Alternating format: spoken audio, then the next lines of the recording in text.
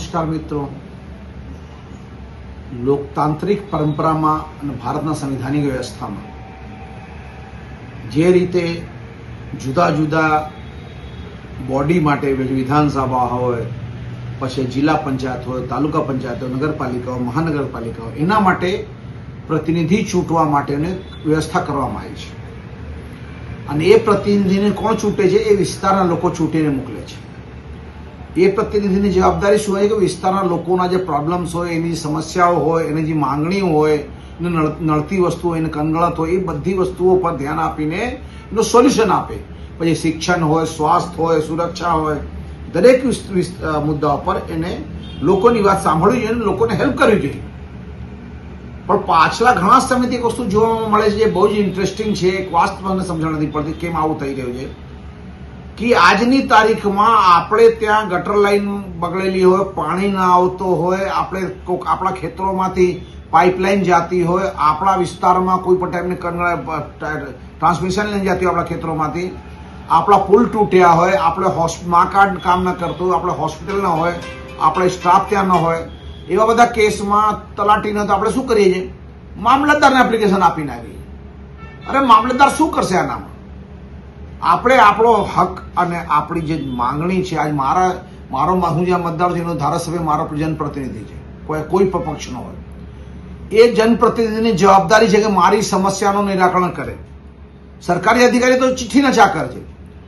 આપણે મારા મત પ્રમાણે આપણી માંગણી આવે, કોઈ પણ માંગણી માટે આપણે ક્યારે પણ સરકારી અધિકારી, સરકારી ઓફિસમાં કલેક્ટર, મામલતદાર, પ્રાંત ના જવું જોઈએ, પોલીસ સ્ટેશન પર જવાની જરૂર નથી.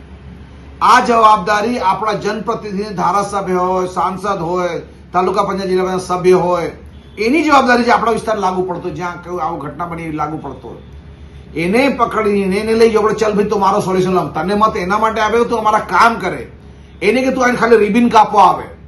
અમે રિબિન કાપવાના માણસો નથી જોતા, અમને તમારા કામ કરે એવા લોકો જોઈએ છે. અને તમને ચૂંટ્યા છે તો તમારી જવાબદારી છે તે અમારી સમસ્યાઓ છે એનું તમે સોલ્યુશન લાવો.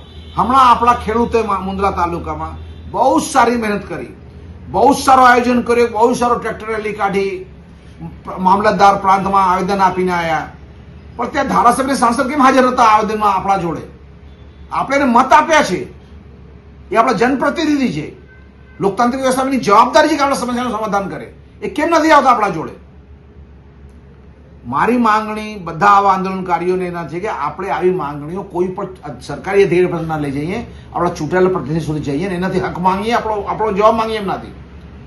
એમનો કામ એટલે ચૂંટવામાં આવ્યા છે કે લોકોના કામ કરે. આ તમારા ધારાસભ્ય શું કામ ચૂંટાય છે?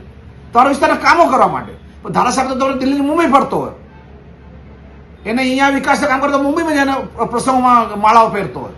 એની જવાબદારી આપણા વિસ્તારમાં કામ કરવાની, આપણા લોકોના કામ કરવાની છે, આપણી સમસ્યાનું નિરાકરણ કરવાનું છે. આપણે એનાથી માંગણી કરવાની જરૂર છે. એની જવાબદારી આપણે કામ. સાંસદ છે આપણો, આપણે ત્યાં મોટી ટ્રાન્સમિશન લાઈનો જાય છે, પાઇપલાઈનો જાય છે, ખેડૂતોને નુકસાન થાય છે, જ્યાં ત્યાં કબજા કરી લે જમીન, ગોચરની સમસ્યાઓ છે, ખોટા ખાણ ખણીના ખોટા ચોરી ધંધા ચાલે છે. તો સાંસદ ધારાસભ્યની જવાબદારીમાં આવે છે. આપણે શું મામલતદાર, કલેક્ટર, ખાણ ખણી વિભાગને આવેદન આપવા જોઈએ? મારી હાંજોડ બધાને વિનંતી કે આપણી કોશિશ એ હોવી જોઈએ કે આપણે જનપ્રતિનિધિ આપણા પ્રોબ્લેમના સોલ્યુશન લે, આપણા સમસ્યાનું નિરાકરણ કરે. જય હિન્દ.